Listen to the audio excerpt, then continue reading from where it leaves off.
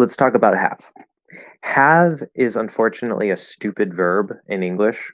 And one of the reasons why it's actually the reason why it's one of the most common verbs, I think it's like the third most common verb in English, is because grammatically, have has certain uses. Not all of these grammatical uses are actually the verb have, they're just used grammatically. So let me explain what that means. We have the verb have. Okay, so there's main verb, have. So this is the regular verb have. I have a car. I have, I had fun at the party. I don't have time, whatever. Just regular have that actually has meaning generally to own or to possess something. Then we have to, which is basically the same as must, which you probably already know, right? And there are some specific uses where have to and must are not the same, but generally speaking, have to is much more common than must in American English because it usually replaces must. Must will sound more formal, usually, but we have as a verb and we have to. Now, I did talk about in the logic of prepositions why have to means must, why it creates that meaning. There's actually a logical reason. That's something else that we can talk about if you want.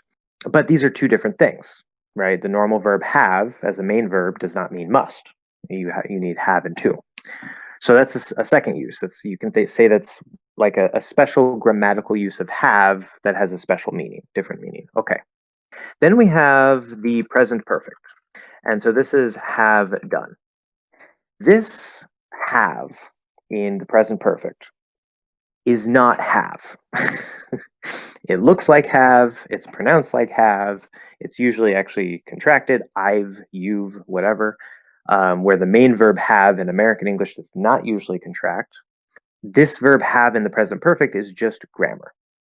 There's probably a logical reason why English, and I think other European languages, they tend to use have to create the perfect tenses. Like Spanish has two verbs for have, tener and haber.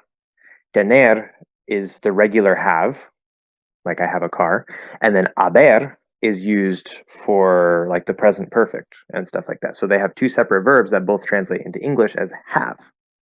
So in Spanish, it's a lot clearer. It's actually two different words. But in English, it looks like the same word, but they're two completely different functions. So the present perfect does not mean to possess or anything like that. It's just a grammatical structure used to make the compound perfect tenses. And of course, we have the present perfect have done, we have the past perfect had done, and we have the future perfect, which is not very common, but we do use it sometimes. Will have done. You just put will in front of it, and now it's future perfect. But that's not all. It gets even more complicated than that. Those are the basics of have. Okay, those are the things that you probably know. Main verb, have to meaning must usually, and the perfect tenses. That's pretty easy. Then we know the past tense, the simple past tense of have is had. Okay, now this is where things get a little more complicated and a little more stupid, and a little more confusing and misleading. If it's just a simple past, right? I have a car, right? Or I have to leave, so have to, right? Both of these, if you put them into the past, we're going to get had. So I had a car, but now I don't. Or I had to leave at that moment, right? I'm just describing something that I had to do in the past, an obligation in the past. So their meanings stay the same, main verb and have to, but we're just moving it to the past using had. With the exception of, I think, can. We know there's can and could. Could is the past tense of can, but could also has other uses that are not even related to can. Well, they're indirectly related, but it's not the past tense of can. Like I could go if I had the time. That's not the past of can. That's hypothetical could, different meaning. But then this had that we see in if I had, this is something that is very stupid and special because there's something, and we don't have to talk a lot about this, the subjunctive mood. In many languages, many European languages that use the subjunctive mood. This is like if I say, I wish he were here. Notice not he was, he were. Okay, we have to say were because it's subjunctive. I wish he were here. In other languages, if you say, I wish he were here, or if you say he was here, those are two completely different forms. Now, in English, was and were, like he was and he were, those are the two little kind of remaining differences in actual English grammar today.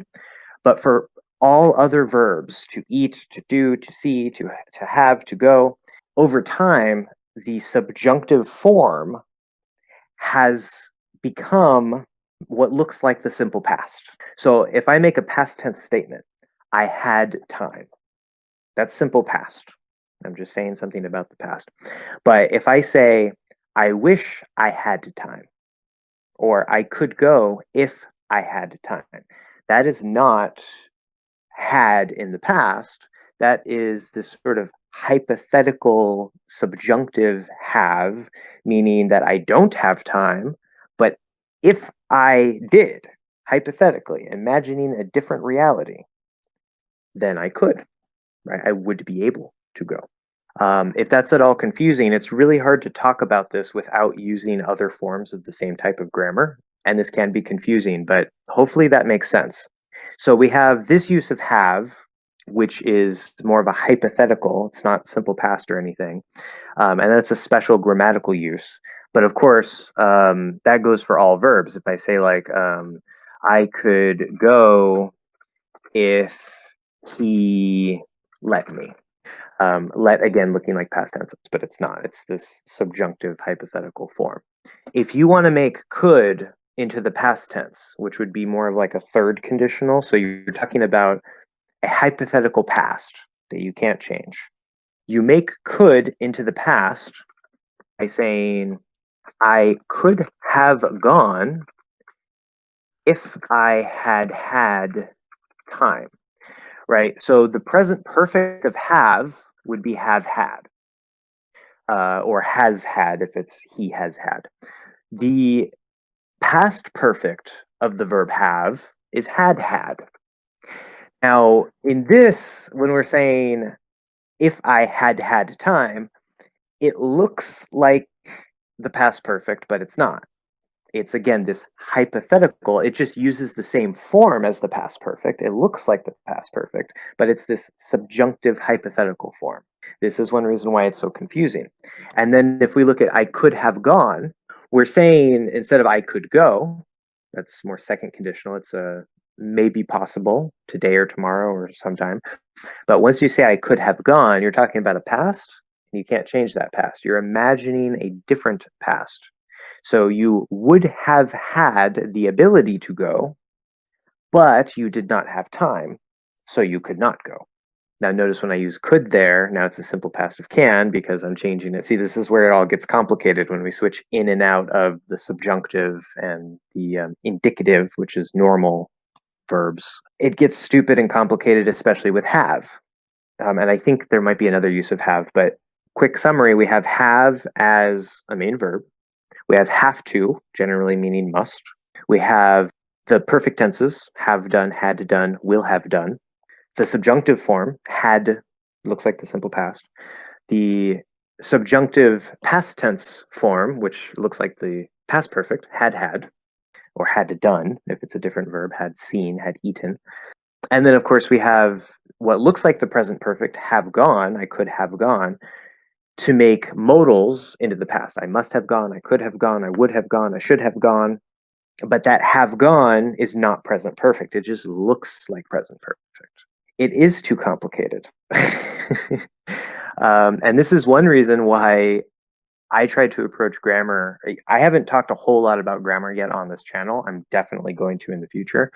But when I teach grammar, I try to do it in a way that allows you to feel it and build up examples in your brain. But sometimes some direct grammar study is very useful.